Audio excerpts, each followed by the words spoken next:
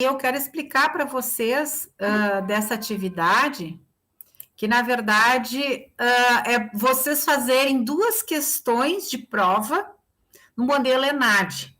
O que é o modelo ENAD? Vocês são novos, vocês ainda não fizeram ENAD.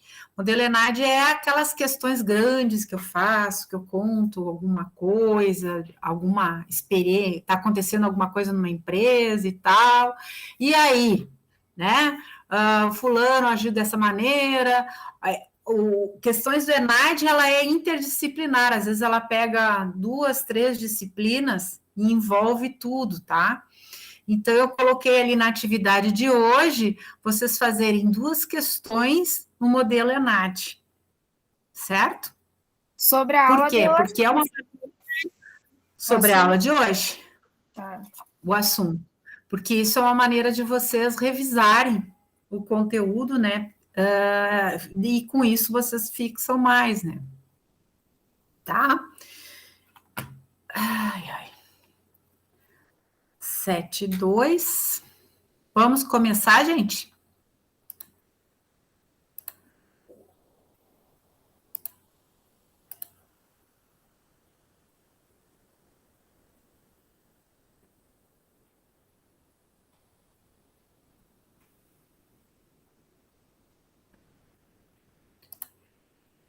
Então, a nossa última aula, vocês estão vendo?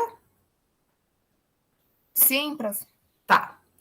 Então, na nossa última aula, a gente vai falar sobre a carreira profissional do administrador, né? Alguma coisa para vocês tirarem também, como é que eu posso dizer? É um assunto que nunca se esgota, né? E sempre tem coisas novas e tal. Mas só para vocês terem uma ideia, né, do que lá fora, não, lá na vida profissional se pede, se espera, né? E se vocês querem seguir uma carreira acadêmica também, tá? Então, nós vamos ver um pouquinho da profissão do administrador e seu perfil, né? E também, por que é importante vocês saberem, ou coisas que vocês não saberiam se não fosse a academia dizer para vocês.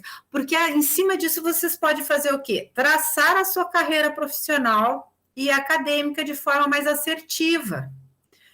Porque muitas vezes a pessoa, ela por falta de orientação, ela acaba indo para um lado, indo para o outro, indo para o outro, indo para o outro, e aí deixa de ser assertivo, né? Você não tem foco. Não, professora, mas não é que eu não queira ter foco, né? Mas vocês precisam saber, né? Então, por isso que essa última aula nós vamos ver isso. Então, olha só, na questão formação acadêmica, você sabe que hoje o mercado ele exige muito, a formação, a graduação, o que vocês estão fazendo é graduação, serem graduados em alguma coisa, no caso, graduados em administração. Então, ter graduação é uma das exigências para se colocar no mercado ou concorrer a uma promoção dentro da empresa, né? Um diferencial é ter uma formação pós-graduação. Então, o que eu vou fazer depois que eu me formar? Professora, eu comecei agora, sim, tu começou agora, mas vocês vão terminar. E aí vocês vão ver que quando a gente pensa que terminou, né, terminou aquela caminhada para começar outra. E aí, o que eu vou fazer? Eu vou fazer, claro, que no caminhar de vocês dentro da universidade, vocês vão ver que tem a pós-graduação. Eu quero fazer pós-graduação, mas como é que funciona a pós-graduação e para que ela serve? Pós-graduação também é chamada de especialização, tá? Ou MBA. MBA quer dizer assim, a especialização ela é mais teórica e MBA é mais prática, mas as duas são pós-graduação. Na verdade, toda pós-graduação é todos os cursos, né, que se fazem depois da graduação, se chama pós-graduação. Então, a primeira etapa seria uma especialização ou um MBA, que a gente chama de lato sensu. Isso também, se vocês forem procurar, eu quero fazer uma pós-graduação. Você entra lá nas coisas das universidades, o que eles oferecem, eles falam assim, lato sensu, permite que qualquer pessoa que tenha concluído uma graduação. Então, se você vai fazer um curso que tenha denominação lato sensu, você pode ter, por exemplo, um colega engenheiro, um colega médico, um colega professor de história, porque todos estão graduados, né? E aí se chama lato sensu, certo? Depois que você fizer uma especialização, você vem para o mestrado. Aí o mestrado se chama stricto sensu. Estrito quer dizer o seguinte, já é mais uma área específica. Normalmente, o candidato precisa ser aprovado por uma banca para poder cursar. Por exemplo, um design de modas não seria aprovado num curso de mestrado em engenharia genética, porque não tem nada a ver, ele não tem base para isso. Por exemplo, eu fiz engenharia do meio ambiente no meu mestrado, mas como que tu fez engenharia, professora? Bom, só que aquela engenharia, ela era multidisciplinar, e eu passei por uma entrevista também, e poderia ser aprovada ou não, e fui aprovada. Então, eu tinha colegas realmente engenheiros, tinham colegas tecnólogo e logística, tive colega, ele fez administração pela Universidade da Aeronáutica. Então, assim, estava bem diversificado, mas porque aquele curso te permitiu, mas normalmente não, né? Normalmente, se é um mestrado na área da saúde, eles só vão permitir quem é da área da saúde. E assim por diante, né? Depois de passar do mestrado, você pode fazer o doutorado, que também é stricto sensu. Aí o doutorado, ele é mais puxado que o mestrado, e o mestrado é mais puxado que a especialização. A especialização você faz, eu estou fazendo agora uma especialização, estou fazendo uma pós-graduação, minha terceira, e sobre tecnologias ativas, né, e, enfim.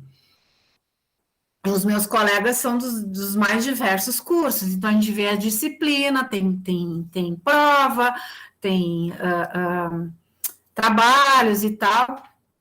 No mestrado, você tem disciplinas, você tem prova, mas o trabalho de conclusão é de uma complexidade que nem se compara com a especialização. Aí é punk, né? Você tem que fazer um trabalho que nem, por exemplo, eu no meu mestrado, eu fiz a implantação da ISO 14000 no Hospital Veterinário da UBRA. Eu morava em Canoas naquela época, e eu analisei todos os tipos de geração, né, de lixo que eles tinham e defini caminho para todos, enfim, né? Doutorado, mas olha só, até o mestrado eu tenho que pesquisar e fazer em cima daquilo que já existe. No doutorado, é tese. Aí já é uma coisa mais profunda ainda. Por quê? Porque você até pode criar um novo conceito. Até o mestrado, eu trabalho com conceitos que já existem. No doutorado, eu posso criar um conceito. Então, é mais complexo ainda. Um doutor, por exemplo, ele pode criar um curso, inventar um curso que nunca existiu. Dentro da universidade, quem pode criar um curso é um doutor. E tem o mais ainda, que é o pós-graduado, que, por exemplo, nos Estados Unidos se chama PhD, né? Eu sou PhD, ele é acima de doutor, tá? Então, se você quer fazer uma caminhada acadêmica, seria esses os passos. Eu posso ir direto para o mestrado sem fazer especialização? Pode, mas por que a gente sugere você ir caminhando? Porque vai cada vez aumentando a complexidade do ensino. e você não sofre tanto, né, para nessa evolução, né, em termos de graduação. Vocês podem me interromper se vocês tiverem dúvidas, tá? Principalmente nisso aqui, que para muitos, às vezes ouve, mas não faz nem ideia do que é. E vocês podem seguir. Por exemplo, teve um aluno que se formou no início do ano. Não, no início do ano não teve formatura, porque a turma deixou para se formar na metade do ano. Que se formou em 2000 lá em março de 2020, e o Douglas, ele se formou no início de 2020, na verdade, ele era da turma 2019/2, eles se formam lá no início do ano. E ele entrou, no que ele saiu da universidade, ele já entrou numa pós-graduação. E agora ele postou a foto do certificado, né, de pós-graduação dele. Então, ele fez uma pós-graduação em marketing. Porque uma pós-graduação, normalmente, são 3 semestres de aula, de disciplinas, e meio semestre que tu tem que fazer um trabalho, tipo um TCC, né? Mas não com a complexidade de um mestrado. Ó, é importante seguir essa sequência, pois o grau de exigência aumenta e muitas universidades nem aceitam um acadêmico que não tem especialização cursar um mestrado. Então, dependendo do mestrado, se tu não fez uma pós-graduação, uma especialização, tu nem entra. Toda pós-graduação atende a uma área mais específica, ela não é genérica. Então, quando tu vai fazer o curso de administração, dá noção básica de várias áreas. Vocês no curso, vocês vão ver várias áreas, né? Finanças, marketing e assim por diante. Quando você vai fazer um mestrado, ele já é mais específico, ele já é mais focado, né? Então, por isso que ele é estrito sensu, não lato sensu. Pode cursar uma especialização junto com a graduação? Também é uma coisa que os alunos me perguntam, né? Porque às vezes eles recebem ligação de uma universidade ofertando pós-graduação e ele ainda não se formou. Não pode, o MEC não permite. Mas o que acontece? O que o aluno pode fazer? Ele pode, se ele está lá no último semestre, cursar uma disciplina como aluno especial. E se ele se formar no final do semestre, ele tem que apresentar o certificado para aquela instituição onde ele está fazendo a especialização, e aí eles vão considerar como disciplina cursada. Mas não pode oficialmente entrar numa pós-graduação sem ter se formado. Tem algumas instituições que fazem isso, mas é ilegal. Se ela for denunciada e o MEC pegar, aí essa instituição tá em maus lençóis, e o aluno que estava estudando pode até vir a perder todo o dinheiro que ele investiu, né, pagando as disciplinas e tal. Quando se cursa mestrado, doutorado ou pós-doutorado? Esses 2 cursos estão mais voltados para quem quer seguir a carreira da docência. Algumas organizações já incentivam seus profissionais cursarem mestrado ou doutorado, mas isso são para posições estratégicas da organização. Quanto mais se estuda, mais se desenvolve a habilidade conceitual. Mas nada adianta esse monte de estudo, né, sem colocar em prática. Então, é importante que uma pessoa trace a sua carreira, né, para não estudar de tudo um pouco e não ser bom em nada.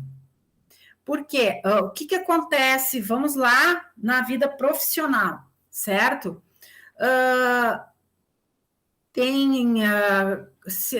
Alguns já fizeram até educação corporativa, né? E já viram que tem empresas que têm até a sua própria universidade, mas não para dar graduação, para pós-graduação, né? Então, assim, eu quero melhorar a minha equipe de vendas. Eu vou lá dou um mestrado em marketing, o mestrado não, especialização, mas daí até MBA, porque o MBA é bem prático. E aí é um MBA que funciona mais para a parte profissional, né, externa, não acadêmica, eu quero dizer.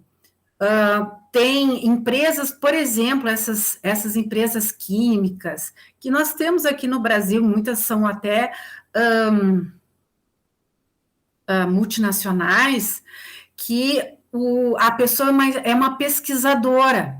Então, a pessoa está lá se formando em agronomia. Eu tinha uma aluna que o marido dela estava se formando em agronomia, já estava buscando se dar continuidade numa especialização e depois no mestrado, porque estava numa empresa de produtos químicos para agrotóxicos, né?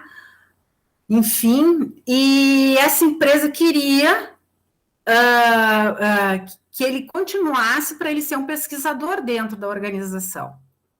Daí sim vale a pena, porque como eu já disse, mestrado, doutorado é foco, né? Então ele vai se aprofundando naquele assunto. Aí sim serve para a vida profissional, mas vocês vejam que sempre você traça uma carreira. Aí imagina se, por exemplo, esse agrônomo se formou em agronomia, está lá numa empresa de agrotóxicos, tu tem que fazer mestrado nessa área de pesquisa de bichinho lá do soja. Daí ele sai lá daquela empresa, daí ele vai para uma empresa lá de sei lá, agrônomo, uma empresa de grãos, sei lá, uma coisa completamente diferente. E aí ele larga aquele mestrado, começa outra coisa, outro tipo de mestrado. Não é assim, né? Você tem que seguir uma linha. Não que a gente não possa trocar de profissão, não é isso. Nada é eterno nesse mundo, né? A gente pode trocar, mas que isso fique muito claro, porque você ali perdeu tempo, você consumiu um tempo da tua vida, e o que você vai fazer com isso? Perfil profissional. Então, aqui nós vimos mais na parte de formação acadêmica. Alguém tem uma dúvida quanto a isso? Vamos tirar dúvidas nessa vida acadêmica. Alguém de vocês está interessado em fazer uma pós-graduação? Uma especialização, mestrado, sonha em continuar estudando? Claro. Claro. E aí, já tem ideia do que, Thiago? Eu estou pensando em fazer um MBA em Relações Internacionais e Comércios. MBA em Comércio Exterior e Relações Internacionais.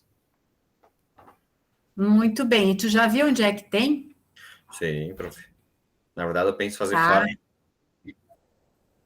Fora do país. Sim. Também é uma alternativa. Eu penso em fazer não sei se o prof já ouviu falar de Summer Job, que tipo é um estágio fora do país que você consegue a partir de aplicações, né?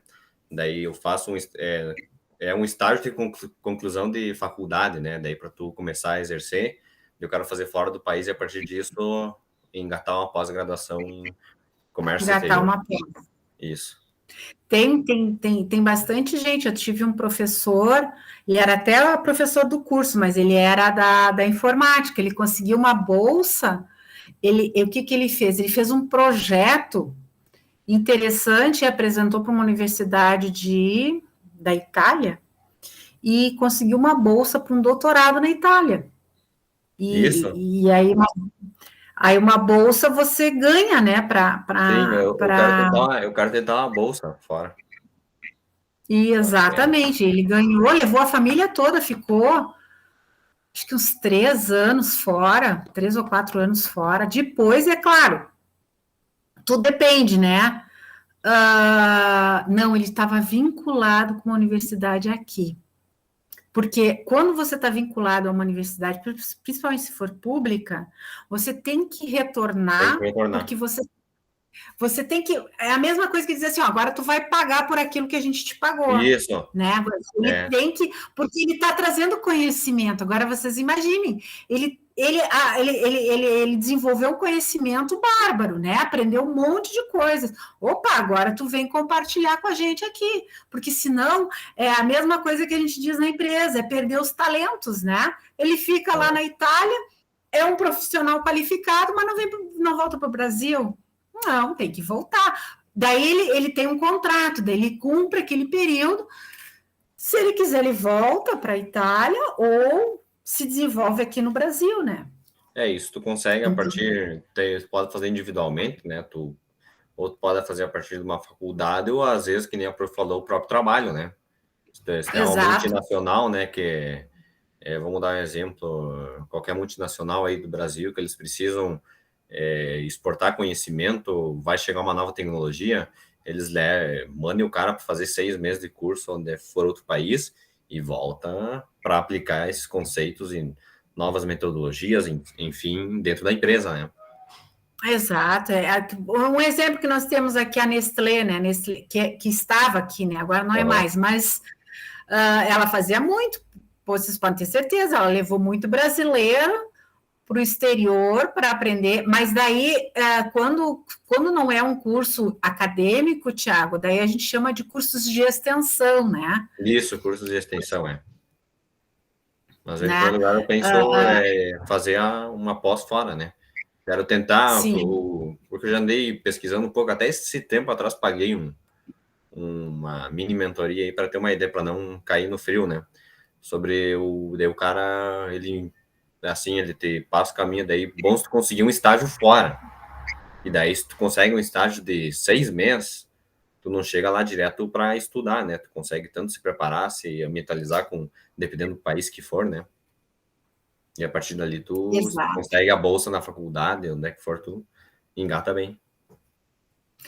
Tu pode também, o que tu pode também fazer, às vezes, tu não tem muitos contatos nem nada, mas às vezes tem cursos de mestrado que são assim, a Ubra tinha, né, ela fazia parcerias com países, com países externos, Espanha. Então, uma das minhas irmãs fez um mestrado em logística, isso há muito tempo atrás, né?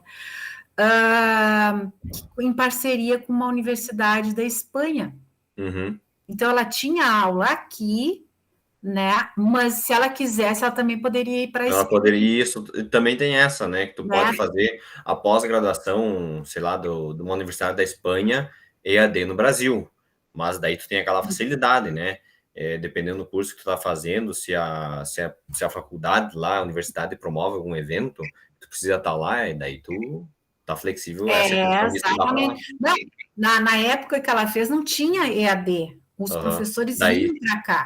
Davam aula, só que em espanhol, né? Aí tinha essa questão, né? Que nem... Aí é a língua, né? Aí é a língua.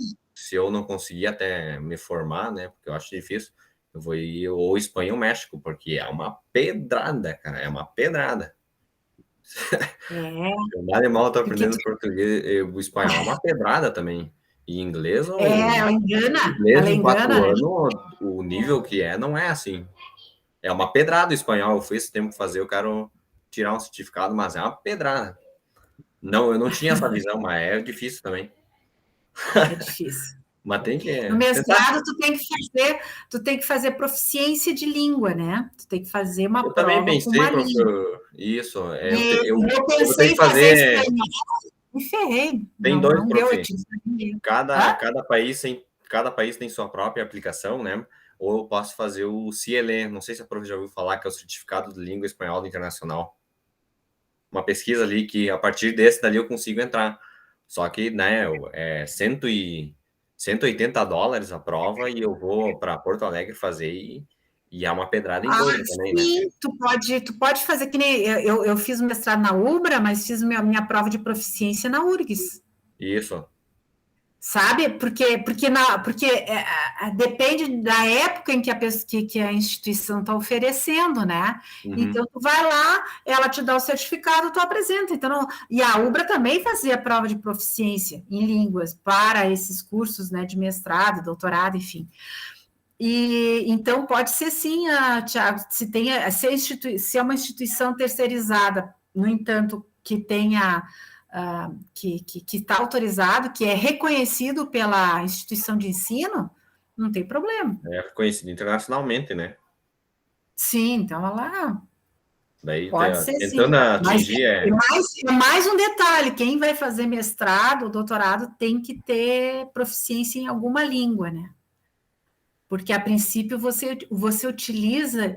Tanto é que eu tinha um professor meu que ele só dava, na época, gente, era lâmina de passar em, não era reto, era reto. Era um quadradão que espelhava, que tinha um espelho e Isso. espelhava para. Me fugiu o nome, não sei qual é. Ele dava aula com aquelas lâminas todas em inglês. Ele não queria saber se tu estava entendendo ou não estava entendendo. Tu está fazendo mestrado, o problema é teu, corre atrás. E daí a aula complementar era um artigo todo em inglês. E em cima daquele artigo que tu desenvolvia uma atividade, né? Então, é bem assim, né? Se vire, né? Ele não está ali para ouvir choro de ninguém, né? Você que tem que ser autodidata mesmo, né? Mas faz parte, gente. Isso a gente cresce um monte também, né? É um baita desafio, né? Aham. E alguém tem alguma dúvida, uma pergunta? Tranquilo? Então tá, então vamos continuar.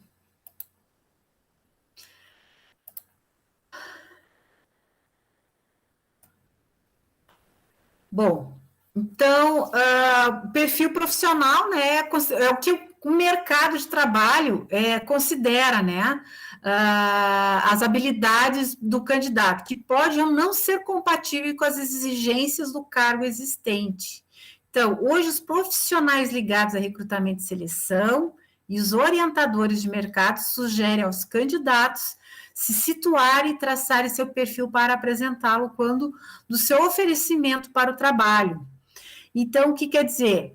Que quando, muitas vezes, quando você está num processo seletivo, né, de recrutamento, enfim, o recrutador, ele acaba te solicitando, traz o teu perfil, como é que tu é? O que tu é, sabe? E aí você é pego de surpresa. Não precisam ser pegos de surpresa, se preparem, né?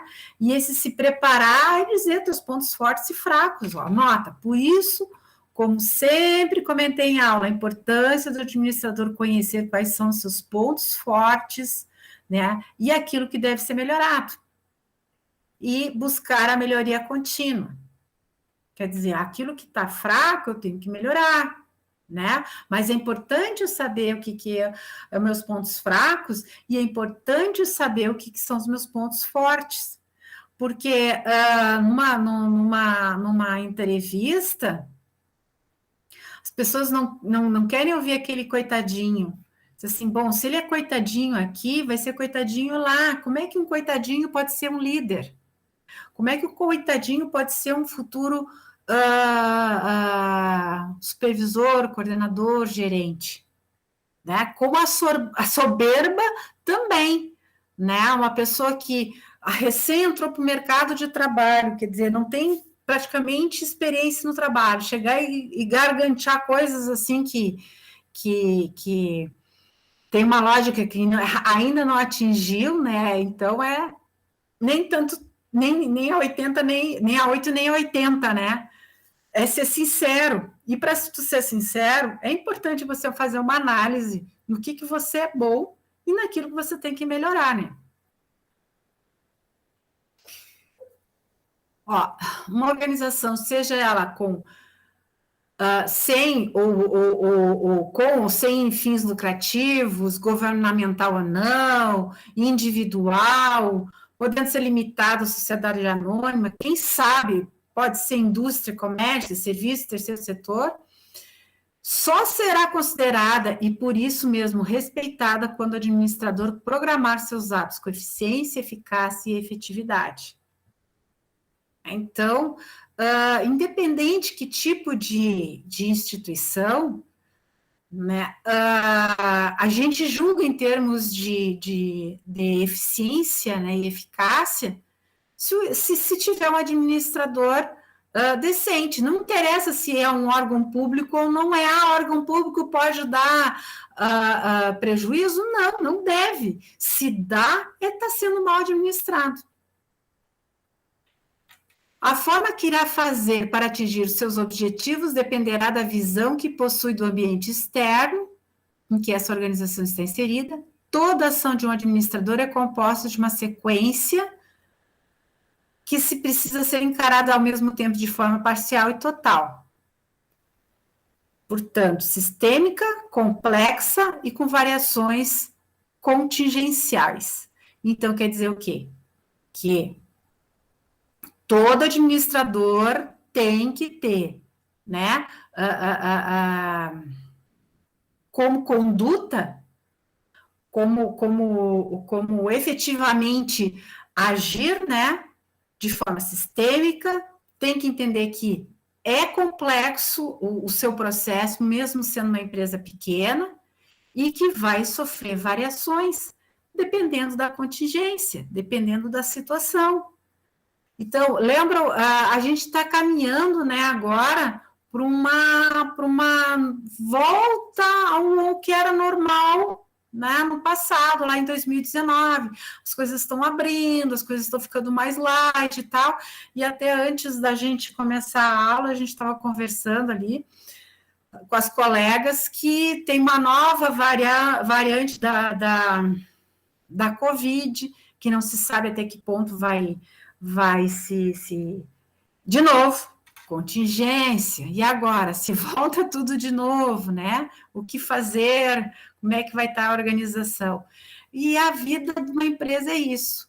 Está sempre em constante, né? E por isso tem que estar de olho no ambiente externo. Então, há estudos em que autores estabelecem que administrar é algo relacionado com conhecimento, habilidades e atitudes. O famoso chá. Né? Opa! O que eu fiz aqui para aumentar tanto? Isso.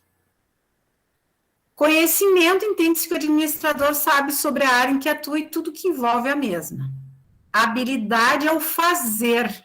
A habilidade é o fazer. É necessário que o administrador tenha aptidão ou capacidade. Então, você pode entender sobre um assunto, mas não tem habilidade para fazer aquilo. Vamos lá para uma coisa mais prática. Plano de ação. Tá? Então, vocês vão aprender aqui na universidade como se faz um plano de ação. Vou fazer uma coisa bem básica, do 5W2H, como preencher tudo. Vocês fizeram. Tá? Não, plano de ação é isso, entendi tudo. Aí está na tua organização e, tem que fazer um plano de ação, um plano de ação, então faz tu que aprendeu lá na faculdade. Não, beleza. E aí começa. Mas será que é aqui ou será que é ali? Mas será que nesse caso vale ou não vale? Isso é a falta de habilidade, porque a falta de praticar, de fazer, né? Então a habilidade vem com fazer, é que nem andar de bicicleta. Enquanto que a gente não anda de bicicleta, nunca andou, não aprendeu a andar de bicicleta, por mais que tu olhe, por mais que tem toda uma explicação, o equilíbrio manter-se em cima de uma bicicleta só vai existir com a prática. É ou não é? Ou alguém saiu da primeira vez, sentou numa bicicleta, saiu pedalando e não caiu, não balançou nem nada. Ou quantos tombos levaram? Alguém pode responder? Eu não lembro, professor, me lembro que eu já estava andando. Então, tu andou naquela de 3 rodinhas, depois naquelas 2 rodinhas de acessório ali, né, de proteção. Mas eu lembro que eu caí feio quando eu estava aprendendo. Já tive uma aqui, outra, né? Mas não lembro como foi que eu aprendi. Eu tive um monte de... Nem flashback. Um monte de queda, um monte. Depois, quando eu fui aprender a andar de moto, também, né, e aí eu Aí o acidente já não é na mesma dimensão, né? Um pouco maior, né? Mas, por isso, é habilidade, não adianta, é o fazer. E a atitude interpreta-se como a postura do indivíduo, a reação, a maneira de ser em relação a pessoas, objetivos e etc. Eu posso ter habilidade, eu posso ter o conhecimento, mas eu não consigo ser proativo. Eu não consigo tomar uma atitude quando é necessário. Vou dar um exemplo prático para vocês. Eu fiz, uma vez eu fui, muito tempo, né, atrás, quando eu estava namorando meu ex-marido, ele fazia engenharia civil, daí ele disse assim, hoje eu tenho uma aula de combate a incêndio. Eu disse, eu posso ir? Pode ir, daí a gente foi lá, né, e tal, daí o cara lá estava no pátio e tal, mostrando como é que se mexia como se chama? Extintor de incêndio e tal. E eu, mas isso aqui é simples e tal. Eu até tentei pegar peguei um tubo de extintor de incêndio, experimentei e tal, vi como é que se fazia a coisa. E, casualmente, fazia um mês depois, uma coisa assim, eu trabalhava num laboratório, numa fábrica de tintas, na parte do laboratório. Eu fazia desenvolvimento de produto. E eu esqueci de uma resina no fogo, que eu tinha que dissolver a resina e tal. Quando eu me dei por conta, aquilo era uma chama, né? Uma chama enorme, e ia pegar fogo em outros produtos químicos que estavam em torno. E adivinha o que eu fiz? Absolutamente nada. Eu só fiquei olhando. Eu fiquei congelada. E aí um gerente estava passando, viu, e já pegou o extintor e foi e apagou, enfim, né? Isso é atitude, eu não tive atitude, ó.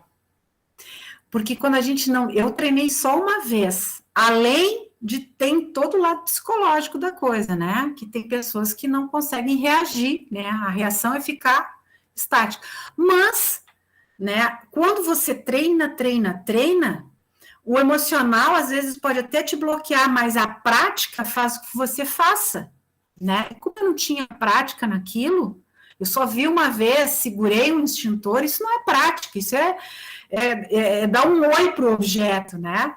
Então, eu não tinha habilidade de combate ao incêndio, né? E não estava preparada emocionalmente para ter uma ação, um combate ao incêndio. É óbvio que se eu treinasse mais e várias vezes, provavelmente eu teria combatido aquele incêndio, né?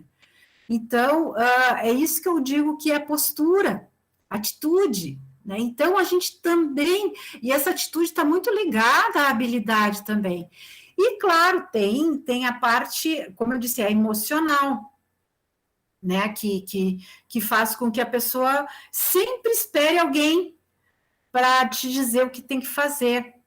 Quando a gente não sabe, aí a gente tem que esperar para alguém te dizer o que fazer. Agora, quando a gente sabe ou tem noção, né, a atitude é muito importante, ou a atitude de buscar a solução. E lá no teu trabalho, muitas vezes acontece isso, que ninguém sabe. Eu não estou falando de incêndio, que é uma coisa que vai matar a pessoa ali, né? Mas, às vezes, você tem alguns problemas que ninguém sabe. E aí você vai ficar parado, a atitude é aquele que vai lá buscar uma solução, né? Então, o chá é isso, é conhecer, entender do que tu está fazendo, você ter experiência daquilo que está fazendo, e você realmente agir, fazer, né, ter essa atitude.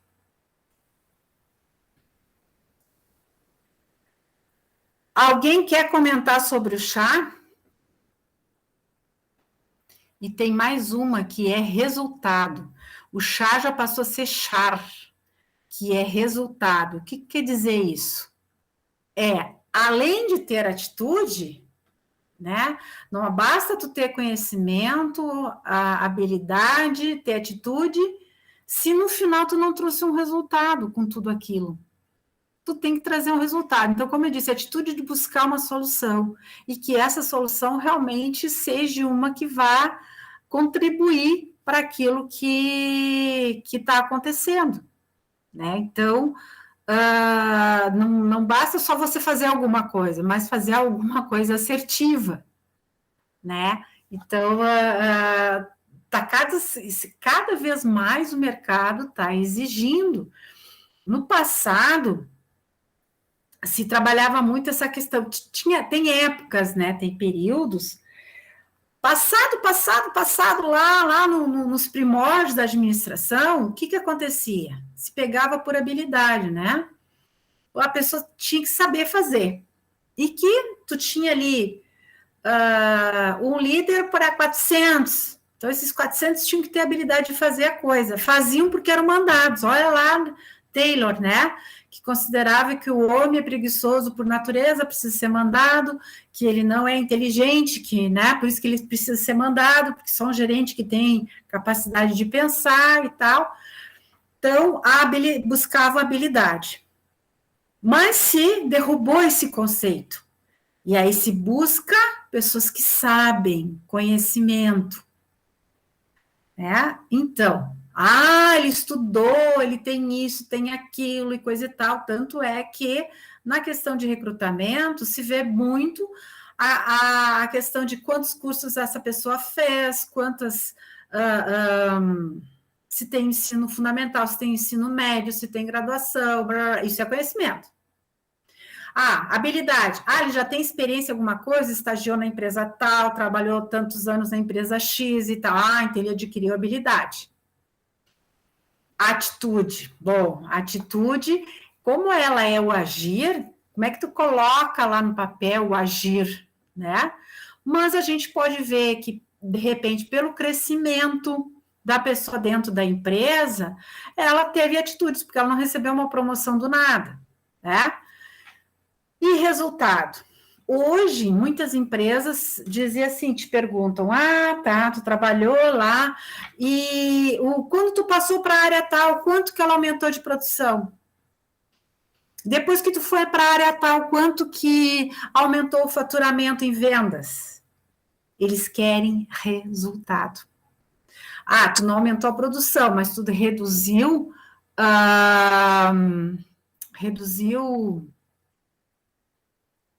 o refúgio, é resultado. Não, quando eu entrei no setor, eles faziam lançamento sei lá, de 50 notas por dia. Quando eu entrei, a gente fez um trabalho e hoje nós lançamos 150 notas. Ou emissão de nota fiscal. Mas agora tem um sistema. Mas enfim, vocês estão me entendendo? Na entrevista, eles querem saber teu resultado. O que tu contribuiu para a empresa, efetivamente, né? E aí, esses resultados, eles também estão muito ligados às tuas habilidades, né? Então, Barros apresenta 8 habilidades necessárias do administrador, que são comunicação e expressão, né? Cabe-se o administrador ser capaz de estabelecer comunicações interpessoais, se expressar corretamente, verbalmente, por escrito, e de interpretar a realidade das organizações. Quer dizer, nas nossas relações interpessoais do dia a dia, é claro que muitas vezes a gente utiliza de uma conversação mais casual, né? Mas temos que saber que quanto mais se cresce, né, mais responsáveis que se fica, mais formal temos que ser. E para isso a gente precisa saber escrever, saber interpretar. Porque se a gente não sabe interpretar, olha um relatório e não consegue extrair o que é de importante desse relatório, não consegue interpretar esse relatório, não consegue interpretar gráfico, não consegue explicar, né? Isso é horrível, porque eu já vi, gente, eu já presenciei. Às vezes nós como colegas somos muito informais, não digo aqui na instituição, na Ubra, mas nas empresas, né?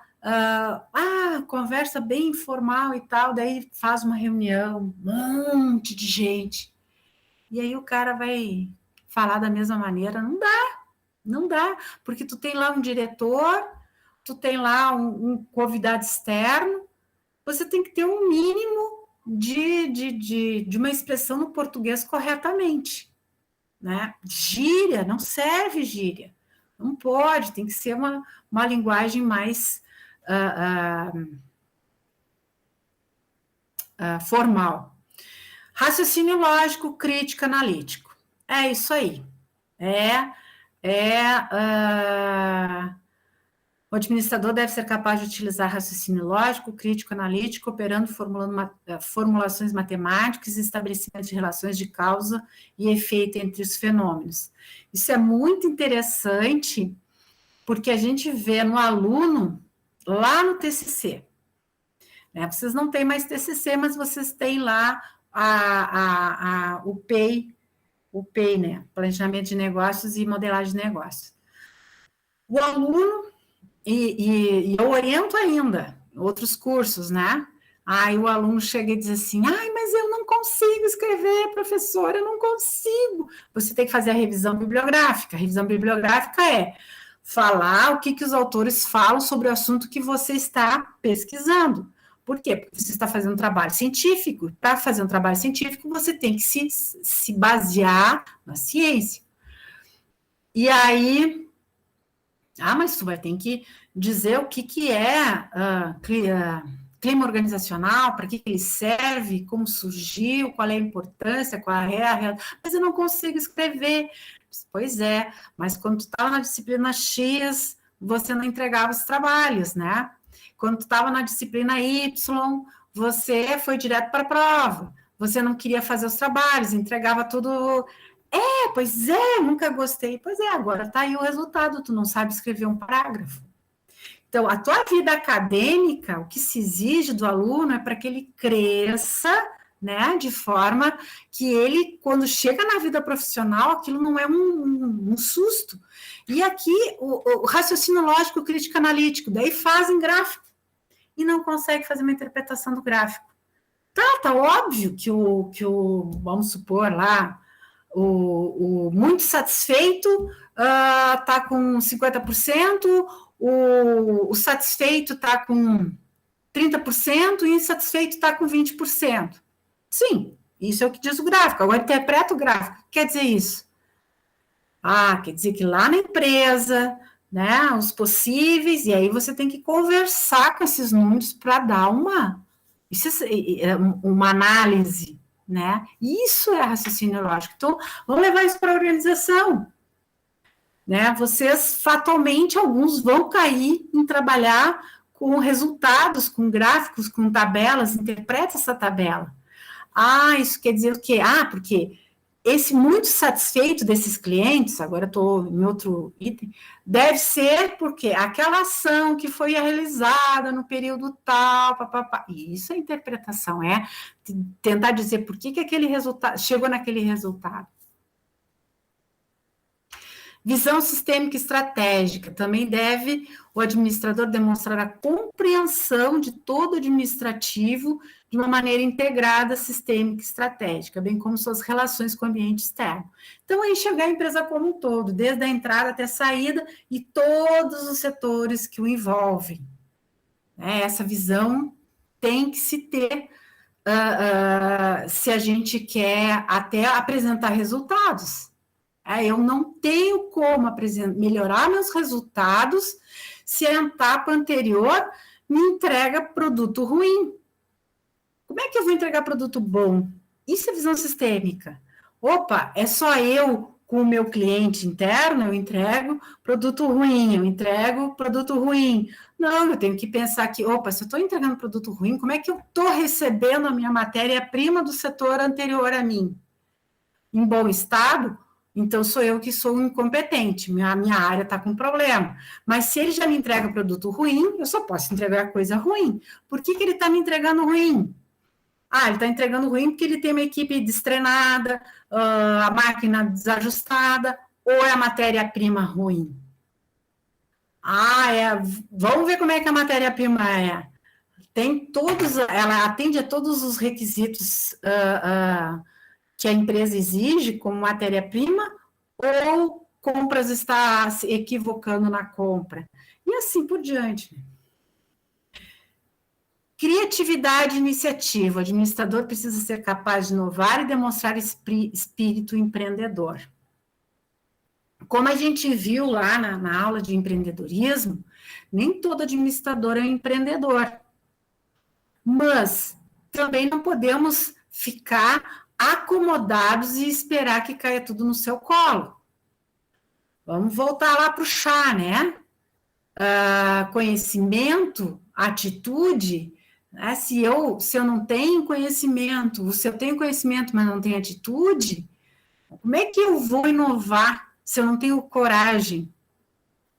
Né? Como é que eu vou inovar se eu não olho para fora, se eu não estou me atualizando, se eu não estou enxergando o que o mundo está, o que estão fazendo, o que tem de melhor para eu poder trazer alguma coisa para a minha organização? E isso é criatividade e iniciativa. Criar é criar mesmo, mas iniciativa eu posso buscar lá fora, né? Ou a partir de alguma coisa, desenvolver uma coisa melhor. E isso não quer dizer máquina, não quer dizer produtos, pode ser processo, gente. Pode ser uma técnica. Negociação. Cabe ao administrador ser capaz de resolver as situações conflituosas com flexibilidade sempre que necessário. Por isso que vocês têm lá a disciplina de relações interpessoais e gestão de conflito. O administrador precisa ter, e para isso ele tem que ter uma expertise no sentido de não de ouvir só um lado, tem que ouvir os dois, juntar dados e fatos, e não só, porque fulano, porque ciclano, tá, eu quero ver o que é de fato. Pegar as evidências, né? Antes de você fazer alguma negociação, antes de resolver algum conflito, ouvir todas as partes e todas as evidências. E para isso precisa também conhecer as pessoas, e por isso é importante saber como é que se forma a personalidade, como é que tem as vários tipos, que a gente vê isso em relações interpessoais. Tomada de decisão, mais ainda, né, é saber, né, decidir entre alternativas, se identificar e dimensionar os riscos. Muitas vezes, devido a uma atitude, a uma decisão, você pode quebrar uma empresa. O administrador, sim, pode quebrar uma empresa se tomar uma decisão errada. Dependendo do teor dessa decisão, né, da dimensão dessa decisão, do que ele tem que decidir, ele pode quebrar a empresa, né, ou então engrandecer ela também. Liderança deve ser capaz de escolher estratégias adequadas de ação e implementá-las, saber conduzir, envolvendo de tal forma que seja possível envolver e atender aos seus desejos e necessidades com a melhor qualidade de vida possível.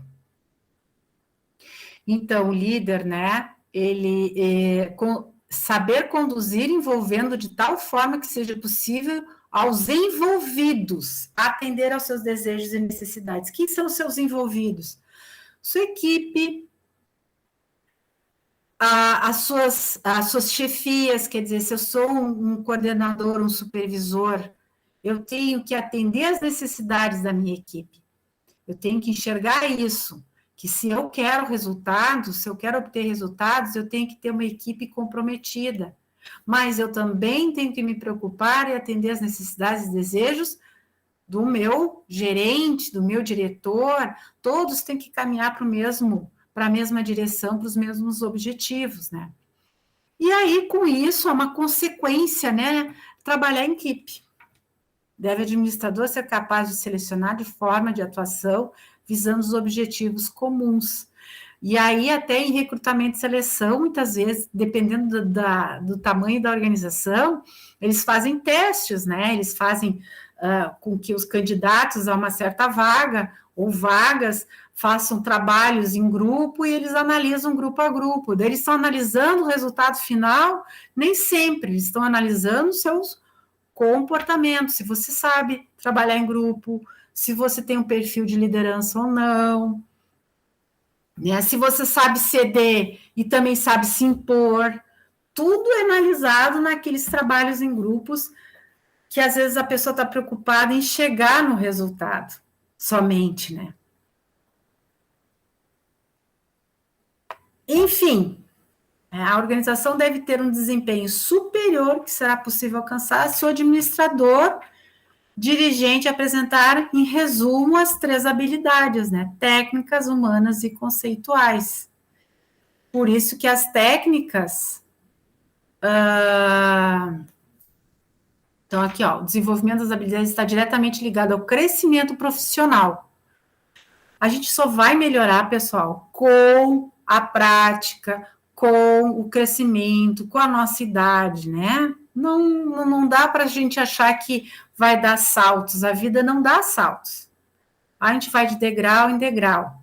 O que a gente tem que entender bem que você fazer a mesma coisa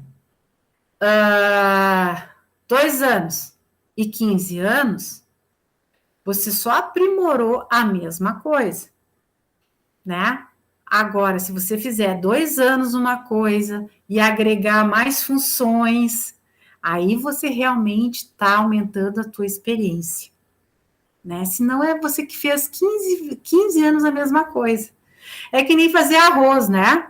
No início o arroz queima, o arroz empapa, até que tu chega no arroz no ponto, soltinho. Tu aprendeu, aí você realmente tem habilidade em fazer o arroz. E aí você faz arroz, sempre o mesmo, soltinho. 10 anos, sempre fazendo arroz soltinho. Só que aí vem lá o teu filho e leva 1 mês para aprender a fazer o arroz e consegue fazer o arroz soltinho. E aí, daí aquele lá, né, o pai ou a mãe diz assim, quem é esse metido que acha que tem experiência suficiente para se comparar comigo? Gente, é você que parou no tempo, tinha que ter aprendido a fazer arroz de outra maneira, porque em 1 mês dá para aprender a fazer arroz soltinho.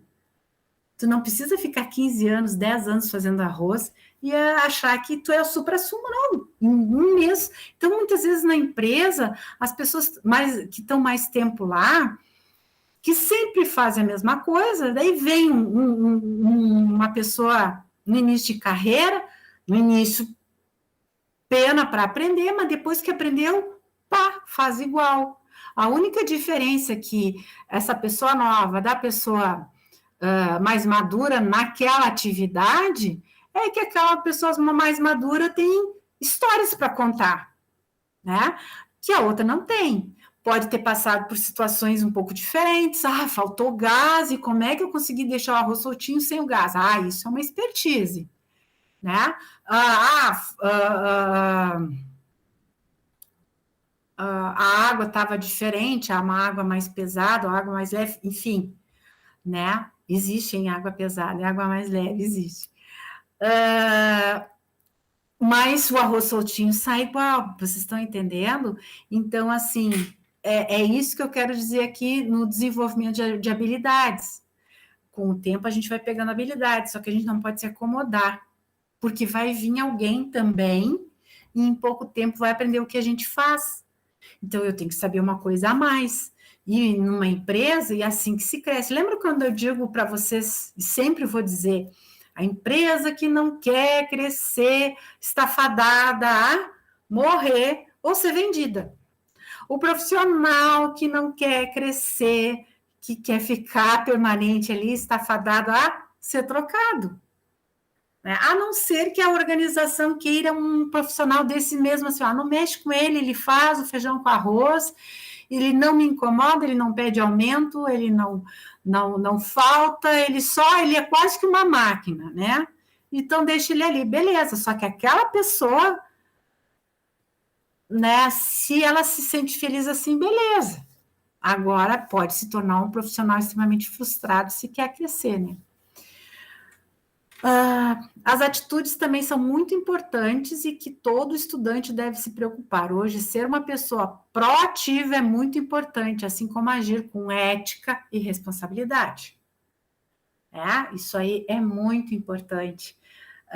E é incrível, eu que estou mais tempo nesse mercado, a gente vê, tem períodos que a ética já não é tão valorizada, e tem períodos que a ética é muito valorizada.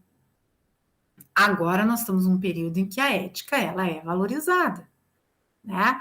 E aí vocês veem que é tudo por exemplo, né? Os exemplos, então a gente está vendo as denúncias, não só aqui no Brasil, como em outros países, né? Muitos escândalos, isso está mostrando a falta de ética. E se eles estão mostrando, é porque querem que seja diferente. Porque se não se mostra, é porque não, deixa assim que ser antiético não é tão ruim assim. Se estão mostrando é porque é importante não ser antiético. Bom, como é que está a nossa profissão administradora? Então, ela foi regulamentada em 65, ela foi reconhecida, certo? Que criou também o Conselho Federal e os regionais, né? Que seria o CFA e o CRA. Porque, gente, toda profissão, ela só pode ser dita como profissão, todo curso só pode ser dito como profissão se ela tiver uma lei que a reconheça, que a regulamente. E é o caso da administração. A administração só foi regulamentada em 1965, hoje ela está com 56 anos. Ela é reconhecida pelo país como profissão. Então, conforme o Conselho Federal de Administração, ela é uma ciência, apesar de pouca idade aqui no Brasil, né, ela é uma ciência muito antiga. As primeiras aparições foi datada em antes de 5.000 anos antes de Cristo, na Suméria, onde nós temos registros, né, cuneiforme são aqueles registros feitos nas pedras, em placas de barro. Hoje, a atuação do administrador é muito abrangente, sendo necessário em todo tipo de organização. Ela atua em diversas áreas, comercial, logística, financeira, compras, RH, marketing, entre outros. Né? Um exemplo aqui, gente. Uma profissão, por exemplo, design. Design, existe o design bacharel, né? Bacharel tem 4 anos, e tem o técnico em design. Nenhum deles é uma profissão reconhecida. Bom, se não é uma profissão reconhecida, eu posso dizer que eu sou design. Né? Não, mas tu não estudou para design, mas quem é que disse que só pode ser design quem estuda design? Não existe lei reconhecendo isso. Entenderam? Porque que todo médico tem que ter o registro, que é o registro, é o Conselho Regional de Enfermeiros e Médicos, que é CREMERS, né? Enfermeiros e médicos, se não me engano, é no mesmo conselho. Não.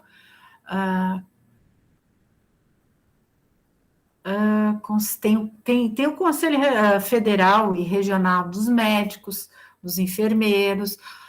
Eles só podem assinar se tiver o carimbo, né? É aquele número do registro equivale, que diz para todo mundo que ele é um profissional reconhecido pelo Conselho.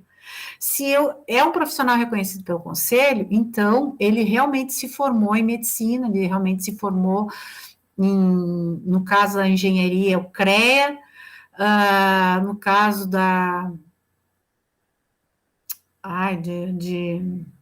do biólogo, biomédico, Conselho Regional de CRB, uma coisa assim, de biomédico, quer dizer, cada um tem uma sigla, né?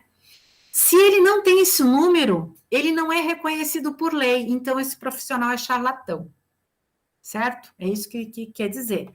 O médico que não tem o seu número do conselho é sinal de que o conselho não o aprovou ou ele não conseguiu certificado de formação. Ele é charlatão. Até enfermeiro para assinar no hospital lá, a parte que cabe a ela tem que botar o carimbo dela de enfermeiro. E assim todas as profissões, tá? Então, o administrador também tem o conselho, tanto é que na minha assinatura lá, que se vocês recebem meu e-mail, vocês veem lá um número, esse número é do conselho. Os símbolos do administrador, então, o nosso logotipo é esse aqui, a nossa pedra é azul, né, nos anéis, no caso, né, por isso que a nossa cor é azul. O nosso conselho, ele também pertence ao conselho do administrador os cursos tecnológicos voltados à gestão, certo? Por isso que o tecnológico em design não é reconhecido pelo conselho de administração, porque ele não é um curso de gestão. Agora, os tecnológicos em logística, RH, finanças, processos gerenciais, turismo, tem mais uma comercial, todos eles estão ligados ao nosso conselho da administração. E o seu símbolo é esse também. O conselho não criou símbolo nenhum para nenhum curso. Todos eles têm que usar esse símbolo aqui, né? E aí essa pedra também. Carteira profissional, no momento que você faz o registro no conselho, você recebe essa carteira vale como carteira de identidade, né? Assim como qualquer outra profissão, só é reconhecido o profissional administrador se o mesmo estiver registrado no conselho. A carteira profissional substitui a carteira de identidade e é válida em todo o Brasil. Através do registro, é permitido que o profissional assine documentos como administrador. Então, está errado se alguém coloca lá no documento da empresa, administrador da empresa, e assina, e não é um administrador, ele está fazendo ele é um charlatão. Se ele for denunciado no conselho, a empresa vai ser autuada. O que acontece? Muitas empresas fazem isso, porque o conselho não tem perna para cobrar todas as empresas e fecharia a maioria, né? Então, é um trabalho de formiguinha que se faz, cobrando as empresas para que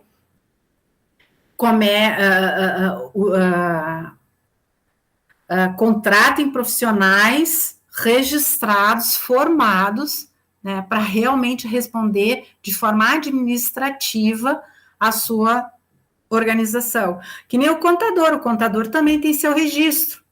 E um balanço tem que ser assinado pelo contador, não pode ser pelo administrador, porque cabe ao contador, não cabe ao administrador.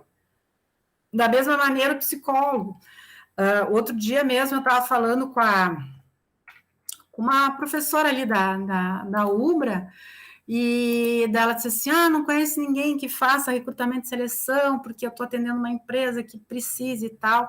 Daí disse assim, que faz aqueles testezinhos. E eu disse assim, olha, tu tem que cuidar, porque testes psicológicos só pode ser aplicado por psicólogas. E são testes pagos, ela compra o formulário e ela que foi capacitada para interpretar aquilo. O administrador, ele pode fazer outras técnicas, pode usar outras técnicas, pode. Recrutamento e seleção é uma função do administrador ou do tecnólogo em RH, mas ele não pode usar técnicas além daquilo que ele estudou. Para vocês terem uma ideia, uma ex-aluna nossa abriu uma empresa de recrutamento e seleção numa cidade e começou a aplicar esses testes. E ela foi denunciada por uma psicóloga. A psicóloga descobriu, ligou lá para o conselho de psicologia, o conselho bateu na empresa dela, assim, com que autorização tu está fazendo esse teste e analisando, tu não é nem não tem nenhuma competência para analisar isso aqui. Ela foi autuada. Vocês entendem? Então, assim, a gente também tem que cuidar. Como a gente não quer que entre na nossa área, a gente também não pode entrar na área dos outros, né? Então, pessoal, sobre carreira, então, o importante de vocês, muitos estão se achando ainda, não é que a gente decide, eu gosto de marketing, eu tenho que só estudar sobre marketing, eu tenho que trabalhar em marketing, não sei o quê. Às vezes, a vida nos conduz para um outro lado. Pode acontecer. Mas, assim, bom, não é marketing, eu vou ter que ir para outra área, é um emprego que ou é porque eu estou precisando agora, ou é porque a oferta é muito boa e eu tenho interesse de me arriscar, e vai, de repente, realmente gosta e pode mudar, né? Ou então, volta para aquilo, não, meu foco mesmo é esse aqui, não gostei disso. E quando você se achar, traçar, alinhar a tua carreira, né? O que eu preciso para ser bom nisso? Bom, se eu vou trabalhar com vendas, eu tenho que saber convencer as pessoas. Mas eu sou super tímida, então eu não sirvo para isso, não sirvo. Não quer dizer. Vai fazer curso para isso, vai fazer... praticar, entre em comunidades onde em comunidades, né, grupos em comunidades onde você se obriga a ter que interagir, se obriga a ter que convencer. Tinha um rapaz que eu achei o máximo, né? Ele era muito tímido. Aí ele entrou lá num grupo e eles tinham que divulgar. E aí ele, como é que eu vou fazer? Eu morro de vergonha. Meu Deus do céu, para mim isso é ter um ataque cardíaco, mas eu quero fazer parte desse grupo, e eu quero fazer isso. Então, ele não foi na cidade dele, eu sei por que não foi, porque ele ia ter que encarar muita gente que ele conhecia. Ele foi numa outra cidade, grande também, ele pegava o ônibus, pegava o panfleto, disse, bom, ninguém me conhece agora, vou ter que criar coragem, e começava a falar no ônibus, pessoal, quem é que quer e tal, papapá, muito obrigado pela atenção e tal, e ele foi pegando, hoje ele é um excelente orador, uma pessoa extremamente tímida, mas ele tinha objetivo, e aí ele fez aquilo que ele podia fazer, né? Então é isso que eu quero dizer, às vezes, né? Eu gosto de finanças, mas eu não sou dos números. Bom, vai estudar, vai fazer curso nessa área, né? E você vai chegar lá, né? O ruim é quando você não tem ideia de nada, e pode não ter ideia de nada, mas começa a pensar. E aquele que nem pensa, como diz aquela velha da Alice, né? Se você não sabe para onde você quer ir, não sei. Bom, então qualquer caminho serve, porque você não sabe, se tu pegar esse, tu vai chegar em algum lugar, tu não sabe qual onde tu quer chegar, né? Não sei se vocês me entendem, mas seria muito importante vocês fazerem essa reflexão sobre aonde vocês querem chegar. Olha, eu gostaria de chegar aqui, nessa área, então busca. Meio caminho andado é saber onde você quer ir, né? Depois o resto é você trilhar esse caminho, né? E construir em cima para chegar lá. Alguém quer comentar, perguntar alguma coisa?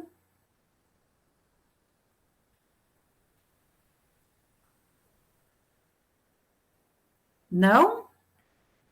Tranquilo? Tem gente que já traçou, eu sei que o Tiago disse que já sabe para onde quer ir. E os demais? Estão se encontrando ainda? Estão se achando? Preciso de dinheiro antes, professor. Eu ainda estou me achando, professor. Bom, um precisa de dinheiro, a outra está se achando, isso aí. Mas precisa de dinheiro também, do seu, eu concordo com o Thiago. Você e ele não faz nada. Mas lembrem que eu dei um exemplo na aula passada, né? Daquela pessoa que eu conheci, que era um investidor, investiu, deu dinheiro para a sócia que não conhecia direito, a sócia gastou um dinheiro que não tinha que gastar, se indignou, desfez o negócio e perdeu dinheiro. Então, ter dinheiro sem saber bem o que vai fazer, ou não tiver um plano de negócio, tu pode perder todo ele. Agora, saber aonde que vai e aí buscar o dinheiro, aí você tem uma chance muito maior de não perdê-lo, né? Do que aquele que tem dinheiro e acaba investindo em coisas que não sabe muito bem, né? Mas, Thiago, tu vai conseguir, viu? Firme e Não, vou forte, sim, prof. mantenha Eu quero essa tua fazer. meta, vai. Acho que o único que pode mudar, prof, o único que muda esse meu trajeto é eu me encaminhar bem no Brasil. Aqui eu consegui, ou, sei lá, encaminhar minha carreira em alguma empresa e conseguir me desenvolver. Daí seria um motivo Aí para que seria um você motivo não. para eu. Porque na verdade eu quero me aventurar, né? Eu penso, sei Nossa. lá, eu quero fazer. Ter meu financiamento privado e, sei lá, chegar aos máximo 50 anos, quero viajar, chega. Então eu quero me aventurar, então uma aventura dessa é boa, né? E é uma baita experiência, né? Mas obviamente que são esses dois, né? Obviamente, se eu me encaminhar bem uma empresa, construir uma carreira dentro, né? Daí eu avanço. Mas tem mais um porém, prof, que a senhora vai. Eu não sei também agora, eu tenho fevereiro, eu não sei se o quartel me pega ou não. Pá! Agora eu tô na corda bamba também, não sei o que eu faço. Se o quartel me pegar também, ó, desmorona tudo e vai também. E cai tudo. Mas tem como pedir dispensa também, né, Thiago? Se o quartel me Não pega, é só tem? depois de um ano. Eu tenho que cumprir um ano Eu daí e sei, volta. mas tu não tem como pedir dispensa do cartel? Pelo que eu falei com os caras Não? lá, eu já teve minha primeira inspeção e eu fui apto e ainda ia ter que ir para outra que eu vou saber sim. E eu falei com eles, não, tô precisando de faculdade e tal, tô me encaminhando, penso em entrar em estágio. Não, que bom, precisamos de gente assim. Ele bem, tá zoando, cara, não, não é bom. Ele bem assim, eu não sei se era ironia dele, mas a cara dele era sério. Não, é gente que estuda aqui dentro do quartel, nós precisamos, tá bom, né? Mas não sei agora, se, É, vai dar azar mas também. quem sabe tu entra na carreira militar, né, Prof, eu também também. pensei, se os caras vão me pegar e se eu vou apanhar um ano dentro do quartel, eu já vou no segundo ano, eu tô fazendo carreira também. Vou fazer curso. Fazer curso para passar, né? Para O tu, curso para tu, tu, passar, tu né? já. Na verdade, eu já fiz Pra, uma já, prof. Fui bem até, sem estudar muita coisa. é. Ah, que bom. Ó, tá aí, de repente é uma alternativa. Mas quero, assim, creio que não, né? Porque eu moro em Saldanha, pegar em Cruz Alta. Mas, se não, eu vou continuar com o meu planejamento, né? A, B e C. Tá certo, viu? Plano A, plano B, plano Eu C. tenho meu plano A, plano B e plano C. Tá certo. Quem mais? Quem mais quer comentar se já traçou mais ou menos o que você quer fazer, quer seguir? Alguém quer fazer pós em alguma área específica? Ou alguém quer seguir a vida da docência? Eu já pensei também, prof, em ser docente. É? Ó, Na verdade, quando eu estava em Santa Rosa, eu quase fiz magistério. Quase fiz para ser professor, né? aham. E daí eu penso, se eu me encaminhar bem nessa questão acadêmica, né, fazer um mestrado, eu gosto de ensinar. Eu tenho bastante. Nós administradores, quando eu fiz a minha formação, minha especialização em docência, eu fiquei apta até da matemática em ensino médio ou ensino superior, né? O administrador no ensino médio só está apto a dar matemática, né? Porque a Uhum, gente tem matemática. Ou sim, então no ensino superior. E por que tem que fazer esses cursos de docência? Quem não faz apanha mais ainda, porque você tem que pegar a técnica da docência, né? Como preparar uma aula, como tudo que envolve, como é que funciona a aprendizagem, porque a gente vê quando o profissional vem na universidade, existe uma lei que eles não cumpriram, né? Até 2007, todos da universidade todos os professores da universidade teriam que ter, no mínimo, especialização em docência. E no ensino fundamental teria que ter faculdade lá, porque tem nas primeiras séries, às vezes ainda tem aquela professora de ensino médio, né? Mas essa lei acabou não vigorando, porque às vezes vira e mexe e anda um professor lá que nunca deu aula, que só tem vida profissional, experiência profissional, não experiência na docência, né? Mas eu acho bem legal isso. Eu pensei também em ser professor docente, né? Eu acho muito interessante o ensino, né? Porque o conhecimento, o conceito, a prática e a habilidade é uma coisa, né?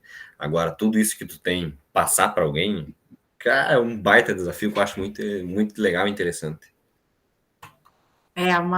Uma vez um professor se acidentou, e aí uma professora disse assim, não, tem que pegar fulano de tal, porque fulano de tal sabe, e eu, naquele afã, o professor não ia retornar, ele no final veio a falecer, e aí não tinha, e se fez edital, não se apresentou ninguém e tal, e contratamos daí quando eu entrevistei o cara, não, mas olha, tiro de letra,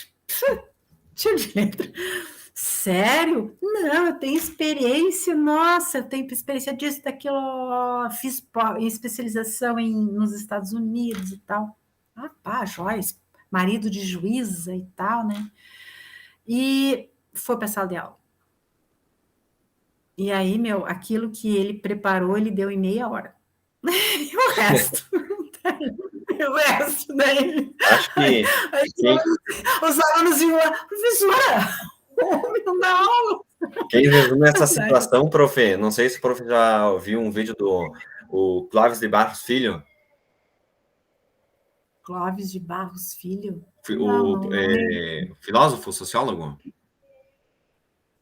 É aquele cara que tem ele? Bom, ele também explica quando ele fez faculdade, fez pós, fez doutorado, chegou quente na sala de aula. Ele explica que quando ele começou a dar aula, sabe, tudo entusiasmado, pô, tenho pós, sou o cara, sou considerado tudo. 30 minutos de aula, disse que um aluno levantou para ele, falou para ele, né, poxa, cara, deve ser muito massa o que tu tá explicando.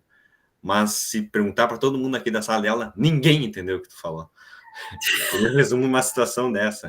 E eu concordo, porque eu já tive, na área da música, né, tive professores de música que eles eram os caras na região, né, tinha nome.